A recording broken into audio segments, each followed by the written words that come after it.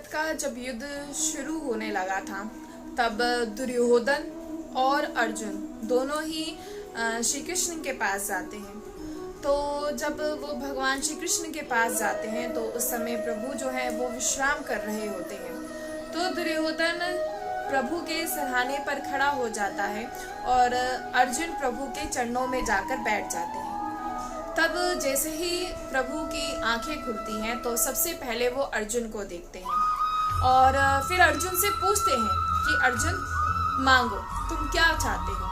तो दुर्योधन कहता है कि सबसे पहले मैं यहाँ आया हूँ तो सबसे पहले मांगने का जो हक है वो मेरा है। लेकिन श्री कृष्ण कहते हैं कि जो भले ही तुम पहले आए हो लेकिन जो मेरी दृष्टि है वो पहले अर्जुन पर पड़ी है, इसीलिए मांगने का जो हकदार है वो पहले अर्जुन है। और वैसे भी जो अर्जुन है वो तुमसे उम्र में छोटा है और इसी कारण भी जो अर्जुन है उसको मांगने का पहला हकदार बनता है। तो अर्जुन से पूछते हैं श्री कृष्ण कि बताओ कि अर्जुन तुम क्या चाहते हो। तुम एक तरफ तो जो मेरी नारायणी सेना है जो अजय है, जो कभी हारती नहीं है, या तो तुम उसे ले लो, या तुम दूसरी तरफ मैं निहत्था हूँ। मैं कोई भी युद्ध में जो है वो कोई भी शस्त्र नहीं उठाऊं। अब तुम दोनों विकल्पों में से चयन करो कि तुम किसका चयन करना चाहते हो। तो अर्जुन ने कोई भी ऐसा समय नहीं लगाया सोचने के लिए और तुरंत कह दिया कि प्रभु मुझे केवल आप चाहिए, आपकी नारायणी सेना नहीं। और इतना सुनते ही दुर्योधन बड़ा ही प्रसन्न हुआ कि और अर्जुन को मूर्ख कहने लगा कि कितना मूर्ख है ये, इसने इतनी बड़ी नारायणी सेना जो कि अजय है उसे छोड़कर अकेले श्री कृष्ण को चुन लिया। अब तो मेरी जो जीत है वो संभव है। और खुश होते हुए, बहुत ही प्रसन्न होते हुए वो उनके कक्ष से बाहर चले गया। तो जैसे ही दुर्योधन कक्ष से बाहर गया तो भगवान श्री कृष्ण ने पूछा अर्जुन से कि तुमने नारायणी सेना का चुनाव क्यों नहीं किया, तुम नारायणी सेना जो थे उसे ले सकते थे। तो अर्जुन ने कहा कि हे प्रभु, जिसके साथ आप तो उसके लिए तो अगर ये एक नहीं लाखों नारायणी सेना भी क्यों ना हो, वो भी उसका कोई मुकाबला नहीं कर सकते जिनके साथ आप खुद हैं। और मुझे आपके साथ की आवश्यकता है, क्योंकि जिसके साथ प्रभु होते हैं उसे किसी और भी बात का चिंतन नहीं करना चाहिए। और मुझे अब इस बात का कोई भी चिंतन नहीं है कि मैं युद्ध में हारूं, क्योंकि आप मेरे साथ और मेरी चिंता आप करेंगे। ऐसा ही एक और प्रसंग आता है महाभारत का, जब एक दुर्योधन भीष्म पितामह के पास जाते हैं और भीष्म पितामह से ऐसे शब्द बोलते हैं कि जिससे उनको बहुत ही दुख पहुंचता है। और दुर्योधन जो है वो कहते हैं कि चाहे आप लड़ तो हमारी तरफ से रहे हो, लेकिन आपका जो सहयोग है वो पांडवों के प्रति है। इतना सुनते ही जो भीष्म पितामह है उन्हें बड़ा ही क्रोध आ जाता है और वो क्रोध में आकर कह देते हैं कि कल या तो मैं अर्जुन की हत्या करूंगा, अगर अर्जुन की हत्या नहीं कर पाया या तो मैं खुद के प्राण त्याग दूंगा। इतना सुनते ही ये दुर्योधन बड़ा ही मुस्कुराता है क्योंकि वो यही चाहता था। और ये सारी बात पूरी जल्दी से सब जगह पहुंचती है।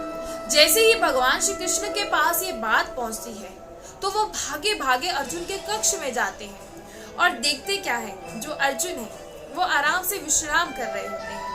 और केशव उठाते हैं अर्जुन को कि अर्जुन उठो, क्या तुम जानते हो कि आज क्या हुआ। तो अर्जुन बड़ा ही मुस्कुरा कर कहते हैं कि हाँ प्रभु, मैं जानता हूँ कि आज क्या हुआ। तो पूछते हैं क्या हुआ, तुम मुझे बताओ। तो बताते हैं कि आज मुझे जो है आप जो भीष्म पितामह है उन्होंने ये संकल्प लिया है कि कल या तो वो मेरे प्राण ले लेंगे या वो खुद प्राण दे देंगे। इतना सुनते ही भगवान श्री कृष्ण कहते हैं तो क्या तुम्हें थोड़ी सी भी चिंता नहीं। तो अर्जुन हंसते हैं और कहते हैं कि प्रभु, मैं बहुत ही थक गया हूँ। मैंने आज सारा दिन जो है ये युद्ध लड़ा है, तो अभी मुझे आप थोड़ा विश्राम करने दीजिए। प्रभु फिर से कहते हैं कि अर्जुन, तुम बड़े आराम से सो रहे हो, तो तुम्हें किसी भी बात का चिंता नहीं। तो अर्जुन मुस्कुराते हुए कहते हैं कि आप जिसकी चिंता प्रभु को हो, जब मेरी ऐसी सुनते ही, मेरी मृत्यु का बात सुनते ही आप भागे भागे मेरे पास चले आए हैं, तो मुझे किस बात की चिंता? मुझे तो किसी भी बात की चिंता नहीं। इतना सुनते ही जो भगवान श्री कृष्ण है वो बड़ा ही प्रसन्न होते हैं। ऐसे ही हमें अपने जीवन में रहना है।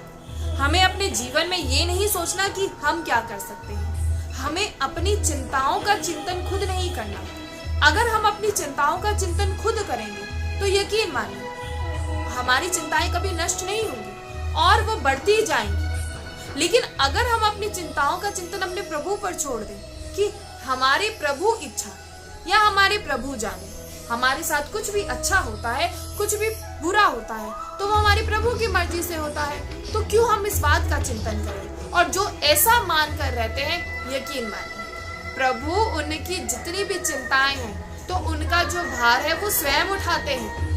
ऐसे ही हमें केवल प्रभु का चिंतन करना है। चिंताओं का चिंतन नहीं, विषयों का चिंतन नहीं, केवल प्रभु का ही चिंतन। और जो भक्त ऐसे हो जाते हैं, अपने प्रभु को तन मन अर्पण कर देते हैं, तो प्रभु उनके लिए दौड़ते हैं। और अब आप देखिए, अब आप चयन कीजिए कि आपको खुद अपनी चिंताओं के लिए दौड़ना है या प्रभु को दौड़ाना है। इसलिए प्रभु पर विश्वास रखें।